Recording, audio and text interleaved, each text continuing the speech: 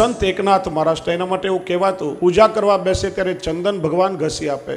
એક ભક્ત આવીને પ્રશ્ન પૂછ્યો, મહારાજ તમે આટલા નિષ્પાપ કેમ રહી શકો? અમે ગમે તેટલો પ્રયત્ન કરીએ, ભૂલે છો કે કોઈક પાપ તો થઈ જાય. આ તને એક અગત્યની વાત કહું, 7 દિવસ પછી તારું મૃત્યુ થશે. પેલો ગભરાઈ ગયો, સંતને વંદન કર્યા, ઘરે આવ્યો, તામસી ક્રોધી સ્વભાવ બદલી નાખ્યો, બધા સાથે પ્રેમથી વ્યવહાર કરવા લાગ્યો, રાત દિવસ ભગવાનના ભજનમાં લાગી ગયો. 7 દિવસ પૂરા થયા, 8મો દિવસ આવ્યો. પેલો નાહી ધોઈ પવિત્ર થઈને પાછો સંત પાસે આવ્યો. મહારાજ તમે તો કહ્યું હતું 7 દિવસમાં મરી જઈશ, આજે 8મો દિવસ છે ને હું જીવતો બેઠો છું. કે જીવે છે પ્રભુની કૃપા સમજ. મને કે આ 7 દિવસમાં તે પાપ કેટલા કર્યા? પાપ શું? પાપનો વિચાર પણ ના કર્યો. 7 દિવસમાં જ મરવાનું હોય તો પાપ કેમ કરું? તને ખબર પડી કે 7 દિવસમાં તારું મૃત્યુ થશે, બધા કર્મો છોડી પ્રભુની ભક્તિમાં લાગ્યો, તો મને તો એક ક્ષણનો પણ ભરોસો નથી કે આગલી ક્ષણે મારું શું થશે, હું પાપ કેમ કરું? ક્ષણ ભંગુર દેહ પ્રત્યે જાગૃત કરે છે. કથા માણસને નિષ્પાપ બનાવે, નિષ્પાપ માણસ નિર્ભય બને.